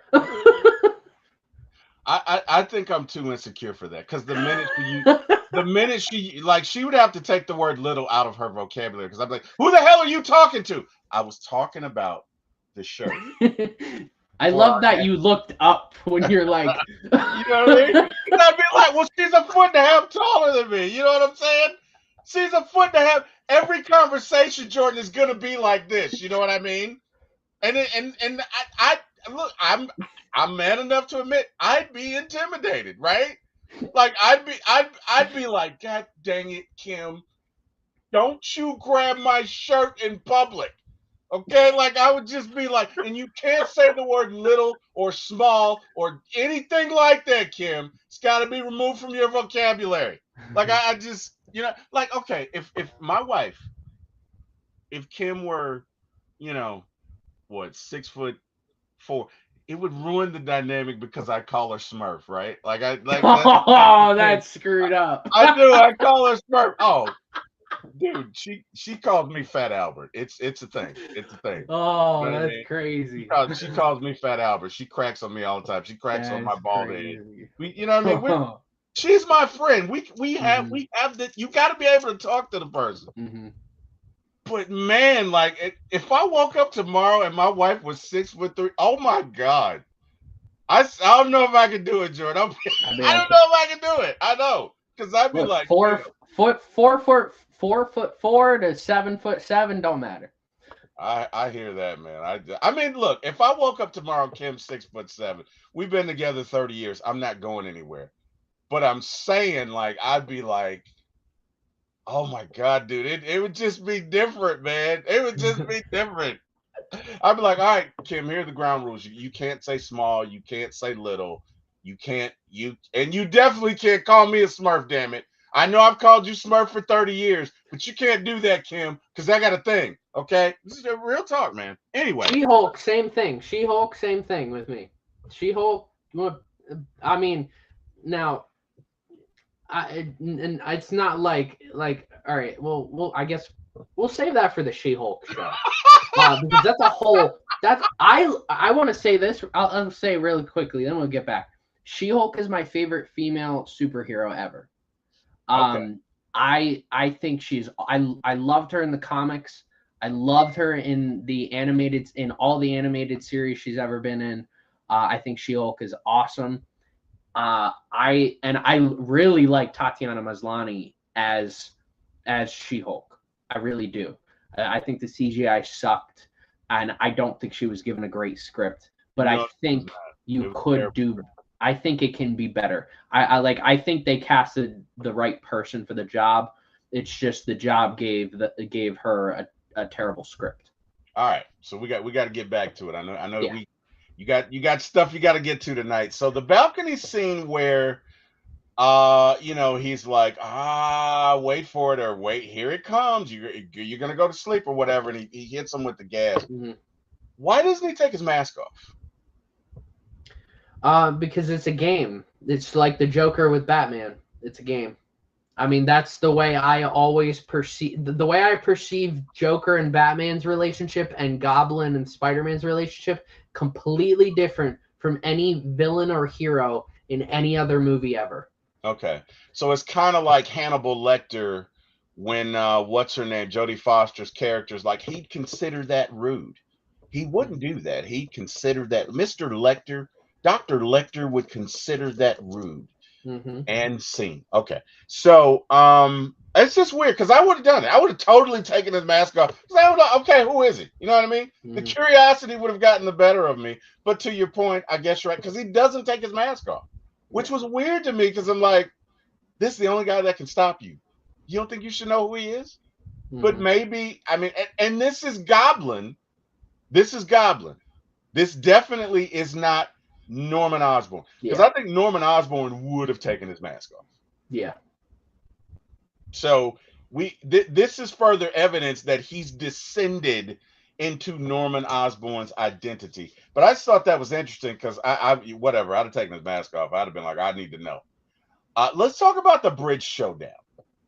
Well, So I do want to say really quick, getting back to that scene where he knocks him out and has that whole conversation that they have with one another, yeah, or like going back and forth. It is an incredible scene, because they both are like discussing, like they'll both make a comment about the other, even though they themselves have done it. Like Spider-Man says, "You're a murderer." yeah, And I mean, you're a Peter murderer. is involved in murdering someone, and the one line that will always get me is when he says, um, along the lines of like the city will like when to see you fall. Like, what does he say? The city will like to see you Fall, fall, yeah, fall, over and and die over, something trying. like that. Yeah, yeah. Yeah, something like that. And it is. I mean, that's something I think about with every superhero now in every single movie. Carrie thinks you're a Be cool dude, by the way. Thank you. And but that's what they say. That's what I think of when I think of every single hero and their own city and their Yeah, environment. Because this movie, especially, I think this movie has the best environment of. I mean, outside of Spider-Man 2 with the train scene, has the best environment for the city or town that a superhero is in for a movie ever. I don't think it comes close. I mean, New York is a character hmm, in this whole entire movie, and it yeah, ends up coming into play in that finale in the bridge scene. So, but just their dialogue with each other it's a remarkable scene where there's no fists, nobody, like there's no fist fighting here, nobody's lives are being threatened. Like Goblin could, I mean, he tells him, he's could like, have I can killed him. squash you like a Right, bug. could have killed him right there. But he wanted to have a conversation. There's not many movies that you can say that are action superhero movies where the villain and the hero stop and have a conversation with one another. Very few times. And the ones that do are probably some of the best ever. The Dark Knight, Mm-hmm. in when well, all right, I will say this, Batman was beating on the Joker The saying, "Where victim are is they?" woozy. The Yeah. victim is woozy in the So, head. You can't, don't do that. yeah. But there aren't many where they sit down and have a Have a conversation about conversation. Right, life lessons. right. But Batman and the Joker do have that in the finale, that where when the Joker is dangling Mm-hmm. and they're having this conversation. Cheese. Batman's saying why the Joker is wrong, but the Joker is pointing out you will be wrong eventually. Yeah, You may have won this. You may have won this fight, but you're but gonna you lose will be tomorrow. wrong. Yeah, And that's what's so powerful about this scene. Every time I watch this movie, I am captivated by this scene. And the Well, way that it's the same themes, really. It's the yeah, same thing, right? Because Goblin is saying, look, they love you right now, but eventually these people are going to turn on you because you're yes, different. They're going to turn on you, and he's right, right? So I mean to cut you off there, buddy. Go ahead. yeah. No, every time I watch this movie, this one scene, especially when the Goblin he lifts his eyes so that he can, so that Spider-Man can see into his eyes Hmm. and know how he is feeling in this moment. And I mean, he's giving him an ultimatum to be like, join me, or we can go through this again and again and again and again until the whole city falls apart. And it is the same. It's the same dialogue. It's the same conversation that Batman and the Joker have in The Dark Knight. They have in this movie. That instead of like Goblin trying to get Spider-Man to join him, and the Joker's just trying to go for chaos. Trying to have fun, And right? He's yeah, yeah. and we really don't see the chaos really come into play from the Goblin until we get to Spider-Man No Way Home. Because by that time, he's just like, who cares? I'm in a Right, different universe. right. I can do whatever I please. And Let that's when, chaos in my begin. opinion, that movie is what makes Willem Dafoe's Goblin one of the greatest villains of all time. It's not even just this movie. This movie makes him a great one, but that movie makes him an icon and one of the greatest ever. It's interesting take on it. And for the record, Jordan, when I say that I wouldn't want my wife to save me, I'm not saying that. What I'm saying is, We're gonna go back to this. yeah, because I had to think about it, and she might watch this. What I'm saying is, you might watch this, right? So I do. what I'm saying, hey Kim, this is truly what I'm saying and what I mean.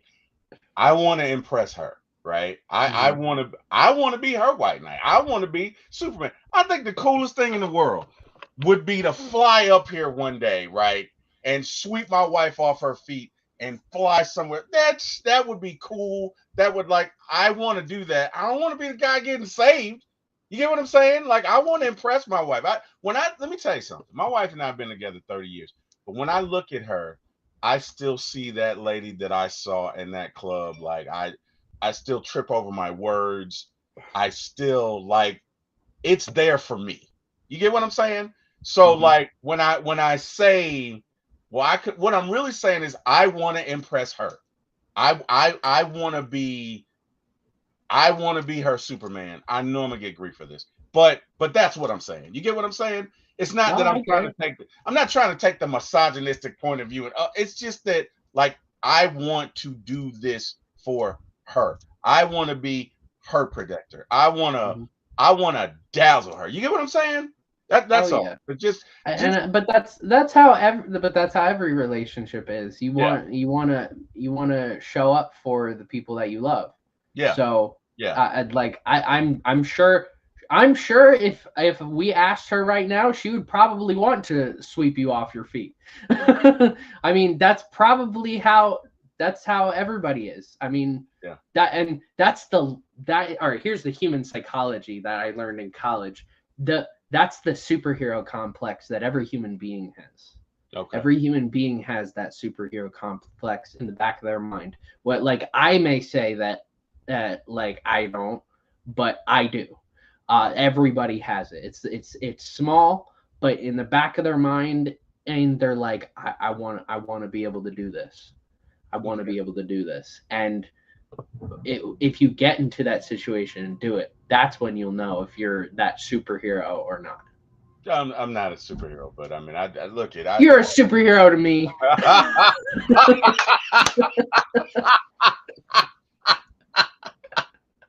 You're my fat superhero, T. Will. Go ahead. It's okay, drive through. You're drive through man. It's okay. It's all right. Drive through. DT in the house. What the hell are we talking about? All right, so Spider-Man. Yeah. Okay. The bridge showdown, man. Let me tell you something. I love this scene because I forgot it's interesting, and it is like the Joker in that he's like, all right, you got two choices. You can save the kids, you bastard. I hate people who do stuff like that to kids. Be different if it's adults. You can save the kids, or you can save her. And of course, man, I knew what he was gonna do, but he did exactly that. He goes, he immediately bolts to grab her, then swings over, grabs the bus, and now he's holding on. And here comes the goblin, and I love the way that they did that scene. I really like that fight scene because he's got to figure out a way. It's like you say, Jordan. You say there's always a way.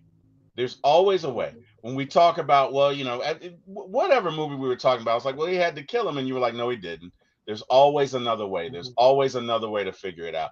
And to me, this is a microcosm of that, right? It's like, all right, I'm holding on to her, and I'm holding on to this, and I'm trying to take on this crazy idiot who keeps coming at me and hit me. Okay, but you got to climb down this cable real quick because I got to get you down to that barge. But again, I like the fact that New York comes to help him out, right?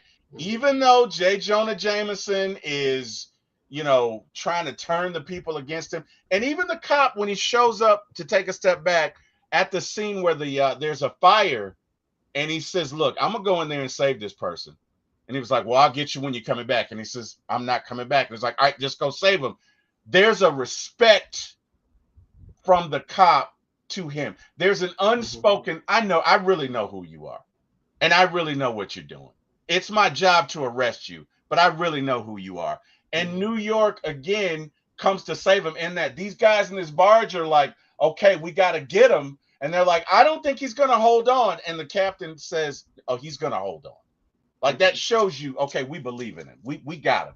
And then all of those people, right, that gather at the top of the bridge that just start throwing stuff that they randomly had, right? They just randomly had weapons at this moment. Look, they were coming back from a Mets game, probably. That's what my assumption. Oh, shots fired. Mets fans out there. This is a Philly fan. Jordan, say hi. We got a Phillies fan. And by the way, Mets fan, I'm a Braves fan, so I don't feel sorry for you guys having a catastrophic. Are they out of the playoffs yet, or are they still in it? Actually, let's take a live score quick. Here's a brief intermission, sponsored by me. So, all right, the Phillies are currently so the Phillies play into the Mets elimination and Brewers as well. So the Mets, when did they? The Mets won. So I believe with that, they should have clinched, maybe. Darn it, man! I think they had to get swept. I'm not 100% sure on that. But they did win today, and they either needed to get swept or only win one. So, yeah. You can very tell by the, like, if you ask me, what sports fan base is defined in each superhero movie, 100,000 times, Spider-Man is more than likely a Mets fan. You think so? Okay. I think there's no way in the world he's a Yankees fan. He's too much of a rooting for the underdog, the small guy, and the Mets are always the small guys. Oh wow! All right, so to your point, then, what superhero is a Yankees fan in your mind's eye? Wait, repeat that again? What superhero, be it DC or Marvel, would be a Yankees fan? Would be a Yankees fan. Well, there's a lot of New York superheroes. I'd be curious if Doctor Strange was a Yankees fan. Daredevil seems like he's a Mets fan. Oh, Daredevil is Mets all day. It's Hell's Kitchen. He's a Mets fan. we already know Steve Rogers is a Dodgers fan. We already know that. So I mean, he was frozen in the ice with the Brooklyn Dodgers. Had to come out, and he's like, they're all the way over there in California. Yeah. What? I mean, I wouldn't be shocked if Luke Cage was a Yankees fan. Really? Yeah. I something That's tells me. interesting. We got to talk about that at another time. That's interesting. Yeah. We got to go, man. We got to stick on this schedule. So, they get after it. But New York City helps him out. They give him enough time to get the bus down on the barge, and get Mary Jane safely. And then he and Goblin go at it. And I really did like the fight scene in this last scene. I think they held back some of the best scenes for it, specifically when they're in that building and he's throwing the bombs at him and throwing the knives at him and he's dodging them. And he says to him, and this is when you know that Goblin has completely taken over, when he plays on the relationship and he's like, I've been like a father to you. Come help me out. And he's lining him up to be impaled by the craft or whatever. And as he hits the button to activate it,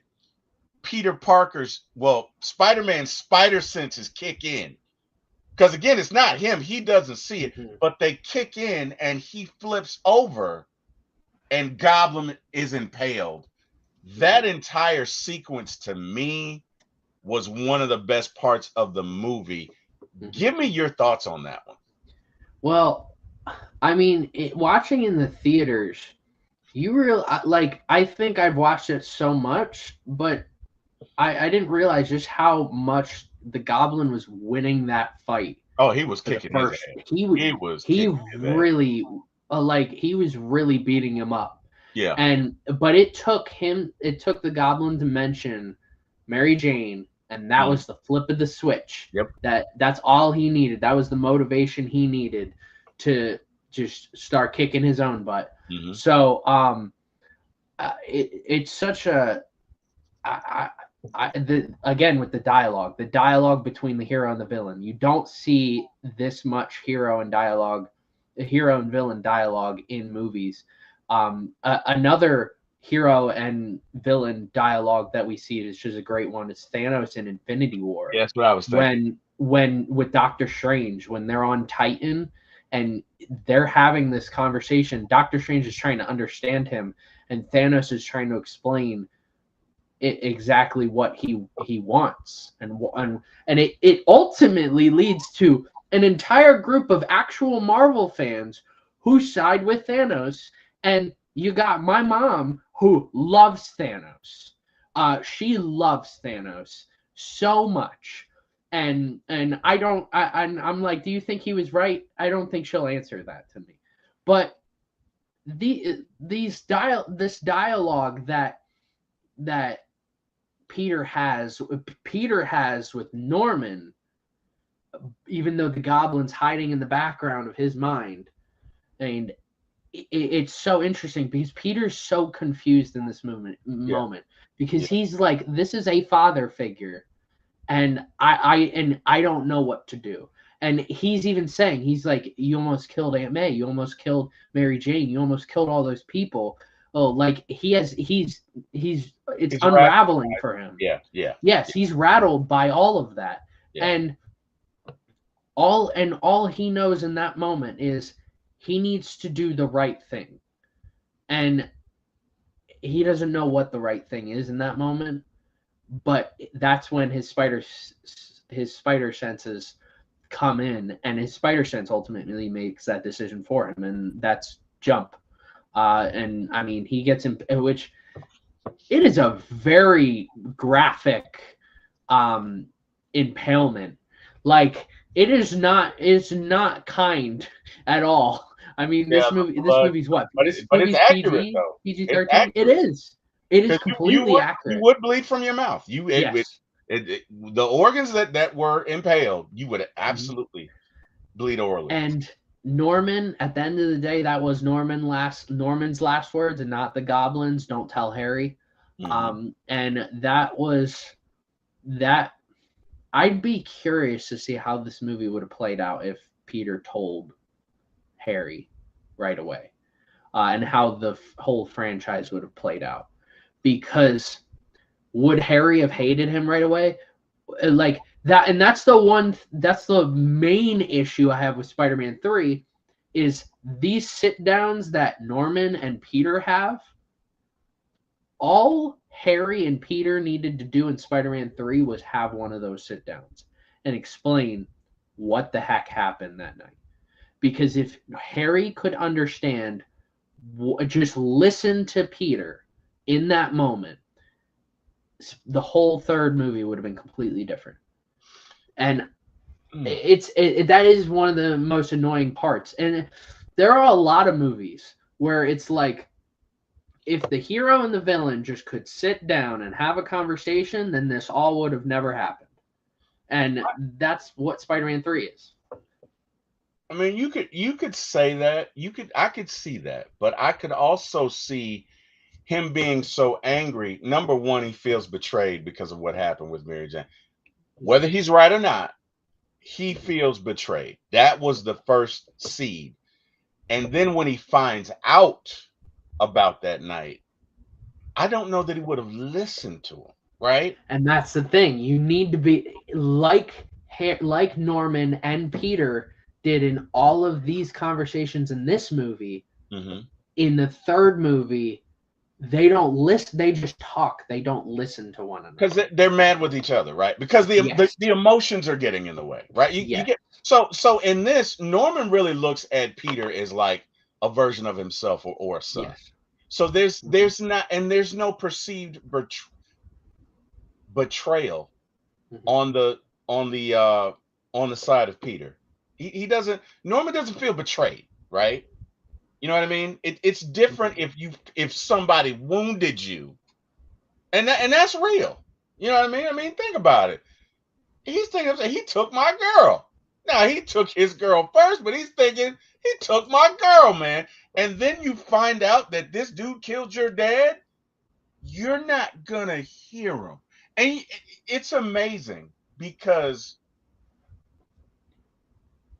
I remember I did my brother and I did Juice, which is a movie in 1992. Yeah. And when I initially saw it, I didn't hear Steele say Raheem's name during the robbery because I was so caught off guard that he just shot him. I didn't hear that. Right? When I heard him say Raheem's name, I'm not advocating him to murder him, but it gives it a different context because this guy probably knows your name. You get what I'm saying? Yes. So it's like the emotion of that moment got in the way for me. The emotion of betrayal for Harry, that's what I'm saying. I don't know that he would have listened. Mm-hmm. And Peter feels like, well, you took my girl. You know, you're doing this to me. And then, it's Spider-Man 3. So then you got to add Venom to it, right? Yeah. So there's all sorts of, I mean, it's an interesting dialogue, man. And maybe we can come back to that conversation and talk about it. We got a few more minutes here. Something else I wanted to say, but I can't think of it now. So let's do this. I want to respect your time. Mm-hmm. Give me your let's show our ratings. All right, so those are our ratings thus far. What we've given every movie. Well, let's tell me your 3 favorite scenes. Okay. All right. So if I think about it, the balcony scene or the Unity Parade scene, I liked it from the perspective of we really get to see who Goblin is, and Goblin had none to give. Like I'm killing everybody. Like I don't care. Everybody's gonna get it. Everybody can get it. You know what I mean? So I did like that. The scene where Peter says goodbye to Uncle Ben resonated more with me for obvious reasons. So I'm gonna Mhm. say that one. And then for me, um, the last scene where Mary Jane is pouring her heart out to him, and he Mhm. wants to so badly just take her in his arms. Ah, Mhm. I was going through real anguish in that scene, man, because you Mhm. can see it, and he does a great job of playing. You can see in his face, I just want to hold you, I just want to kiss you, but I can't, Mhm. because I see that Harry just lost his dad. I see what I'm not going to do that to him, Mhm. and oh man, that those would be mine. Those would be mine. What are yours? Um, 100% the cemetery scene is my favorite scene of the whole movie. Um, because it is one of those things that like not every movie has a happy ending, Yeah. and this is one of those movies that like if you tell people it might sound like a happy ending, but then you watch it and you're like It's really not. it really isn't. Yeah. It's he says this is my gift, this is my curse, Hmm. and that is something that again, I every time I think about Spider-Man, I think about that. It's his gift and it's his curse to do Hmm. this. Hmm. Um, and because he has to be Spider-Man, he has to let go of the people that he loves. Hmm. Um, so that is 100% my favorite scene of the whole movie. My second favorite scene is it's a small scene, but actually no, I would say this whole part when he first climbs the wall Oh because yeah. Yeah. every single child who watched this movie growing up Yeah. would climb into a pool and hang onto the side of the pool wall like you're Spider-Man. You would Mm. try to do it. They tried to do it in Madam Web and it looked stupid. Um, I mean, it was it's such an iconic scene. Um, And the way he moves just like Spider-Man. They did a yeah. great job of that with him climbing the wall. He moves just like how Spider-Man would move. Mm-hmm. That Thank you Yeah. for bringing that, because I Yes. noticed that in that scene when he first climbs and just the position of his body, he moved exactly how Spider-Man would move. Mm-hmm. But go ahead. Yep. I'm sorry. Um, so I would say my third favorite is there's so many great scenes in this movie. And it's a conversation that that Peter and MJ had when at the trash can when Peter's throwing out the trash. Yeah. Like they had that conversation that they have is so genuine, and there's little comedic reliefs in there thrown in. It makes you smile that whole entire scene, and he ultimately predicts both of their outcomes Yeah. for the entire trilogy in that one scene, and Yeah. it's such a beautiful scene. I It, love that scene so much, and I mean you can see that's the moment I think that MJ first fell in love with Peter. Is I that agree. scene right there? I agree with that 100, because he says to her, he's like, well, my grandparents can yell. Because Yeah. she's like, did you hear that? Or basically what she's saying, did you hear that? You just out here being nosy. And he's like, no, I'm Hmm. taking out the trash. And he's like, but my grandparents can yell. And she's like, you know Hmm. what I mean? And just I agree with you, because she really sees how he sees her in that moment. Yeah. And she's feeling low at that point because her dad's a jerk, working on my cousin. Hmm. Um, and he reassures her. And then as a reward, of course, she goes off with Flash, which I thought was kind of funny at the moment. Like, golly, come on, Sam Hmm. Raimi, we really got to do that right now. They were having a Yeah. moment, but you know what I mean? It's like sometimes when your future's in front of you, your past comes calling, and you got to tell it goodbye. Hmm. And that to me was that scene. So yeah, agreed, man. Agreed 100%. You want to wait for my rating, or are you going to give yours first? Whatever you want I to would do. love I would love to hear your rating. All right. Um, initially when I saw this, I probably would have given it maybe an 8.5 or a 9 out of 10. But I'm gonna give this one a 10 out of 10, and I'm gonna give it a 10 out of 10 because this movie resonates with me on two levels. Number one, it is the closest or one of the closest personifications of comic book Spider-Man in film. Um, and secondly, from a human story perspective, if you take out the fact that he was Spider-Man and a superhero, this is still a great movie. This is a coming of age story. This is a finding out who you are and who you're going to be. It's a great story on the strength of the story itself if you take out the superhero element. So for me, it's a 10 out of 10. What say you? I think when I first saw this, I think when I was younger, I would have probably given this a 10 out of 10. The last time I watched it and I was doing my Marvel rewatch, I gave it a 9 out of 10. But having seen it in theaters, and even right now, this rating might change for the next time we do a movie review. I'm flirting with two different ratings right now, but it has gone up to a 9.5 out of 10 for me. Awesome. I currently have it as my 6th favorite Marvel movie that we'll end up reviewing. It is the second highest that isn't a 10 out of 10.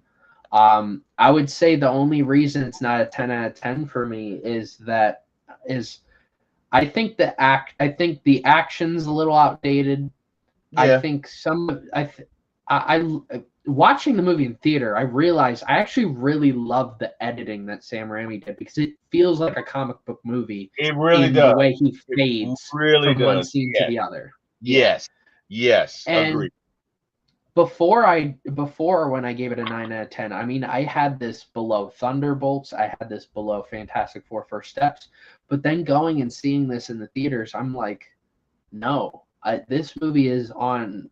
This is where I think I might end up changing it to a 10 out of 10 because I do think this movie is on a different level than any of the other 9 or 9.5 out of 10 that I have. And there's 3 movies I'm contemplating whether it is better or worse than Civil War, Spider-Man 2, and Logan. I think I will determine whether this is a 10 out of 10 for me after we end up reviewing Spider-Man 2. Because Spider-Man 2 is a better film than this movie. I will support everybody else's opinion on that. I 100% agree. I think the CGI is 100% better. I think the script is better. I think all of the things that in filmmaking are just better with that film because this is their second time doing it. Yeah. They got better. Time got better with them. And that's where, and I said this last week. I said I had always put the original Spider-Man over Spider-Man 2. Then in my last rewatch, I put Spider-Man 2 over Spider-Man. Now I put Spider-Man back over Spider-Man 2. If I watch Spider-Man 2 and I'm like, that's a better movie than this movie, then this movie will be a 9.5. If I end up watching that and I'm like, this Spider-Man is still better, then I'm going to switch it to a 10 out of 10. But as of now, I'm going to put it as a 9.5 out of 10, and it's going to be higher than Fantastic Four First Steps. That's fair. Something I forgot to do, but we got to do because we do it on every movie now. Give me your choice for your wardrobe today. You got on a Utah Jazz jersey. How does that tie? It's Donovan Mitchell, whose nickname is Spider. Ah, okay. So, I see what you did there. I contemplated. I thought it was too much of a stretch, but I contemplated wearing an Odell Beckham Jr. jersey because he had hands like Spider-Man and stuff like that. Okay. I don't have a Brian Burns jersey, otherwise that would have been the obvious one. But I Googled. I was like, whose nicknames are Spider or Spider-Man? And I mean, there's a list of them. And then I saw Donovan Mitchell. I was like, oh, I have a Donovan Mitchell jersey. I'm just gonna wear that. So yeah, Donovan Mitchell jersey. That's kind of dope. I like your explanation. I like the wardrobe choice. It's also a pretty good looking jersey. So I like that, man. I gotta say that. For me, like I didn't want to.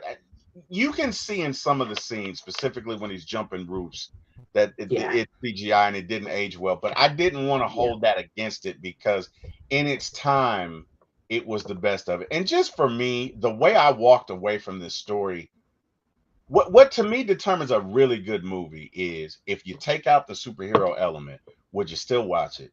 Would it still be the same? Would it still and this holds up to that. So for me, it was a 10. But I like you. I'm interested to see how I'm gonna feel about Spider-Man 2 when we get back to it. But look, man, I know you gotta go. I don't want to hold you. I appreciate your time today. I definitely appreciate this movie. This is definitely one of the classics. Jordan, let these folks know where they can find you, my friend. You can find me at Ultegacy, Ultegacy. I cover all things sports. Just posted Eagles and Saints recaps from last week today. They were supposed to get posted last night, but here's a warning to all those people starting YouTube and trying to upload YouTube videos. Don't upload multiple videos at once because they will take a while. They didn't get posted until this morning. So yeah, don't do that. But yeah, I'm going to end up reviewing Penn State's game, either whether we win or lose today against Oregon, but we got a big game, whiteout against Oregon. Yeah, if you want to follow me when it comes to movie reviews, anytime I'm watching a movie, and anytime I'm going to see a movie, I'll post on my Instagram. And you can also see all my reviews for all the movies that I've watched and reviewed on my Letterboxd account. Yeah. I saw him last night or Thursday night, and I still don't know what the hell I watched, Jordan. So the vanilla ice cream and bacon thing. Did I even mention that on stream? Because I want to mention that really quick on stream. You did, but you can't. Go ahead, brother. You are at home. Go ahead. I first off, I thought him was okay. I thought it was. I would recommend it to a very small audience. I enjoyed it, but the horror in football is so odd. It's like if you've ever had bacon ice cream, not bacon flavored ice cream, but bacon chunks in vanilla ice cream. I like vanilla ice cream. I like bacon. Who doesn't? Put them together. And it's not bad, but it's not good either. It's just two things that don't need to go together. And that's kind of what I got out of watching him. Yeah. Bro, that last 20 minutes or last 15 minutes, whenever he's crazy.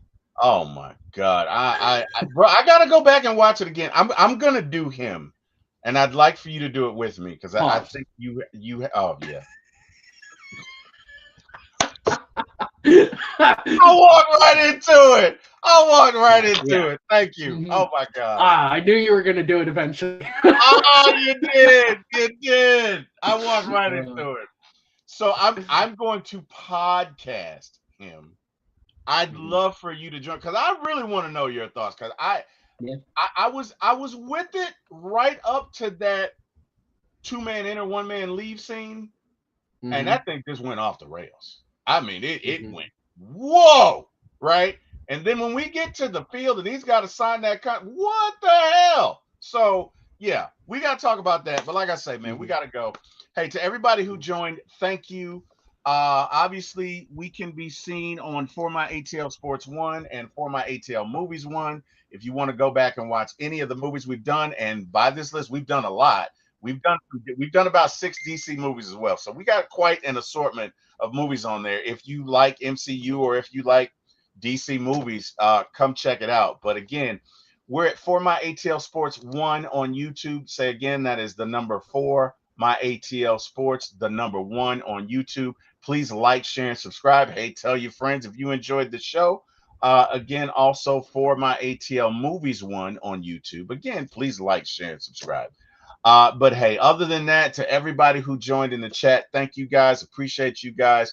Thank God for you guys coming in my path. Jordan, thank God for you.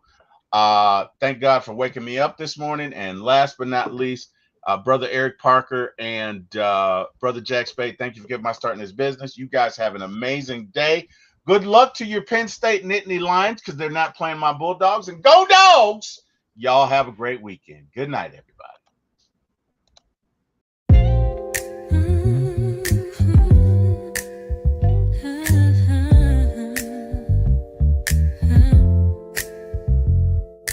Lights, camera, action is going down for my ATL movies when we run this town. With your host T. Will, yeah, keeping it real. From the A to the screen, you can feel the thrill. Rolling with the classics, we're setting the pace. Highlighting the magic of our soulful space. Got the vibe, got the crew, making it tight. When the screen lights up, everything feels right. Grab your popcorn, let's make it loud. It's movie time, ATL style. Stand proud. From the silver screen to the hearts we steal. Every frame we capture is the real deal. Talking premiere.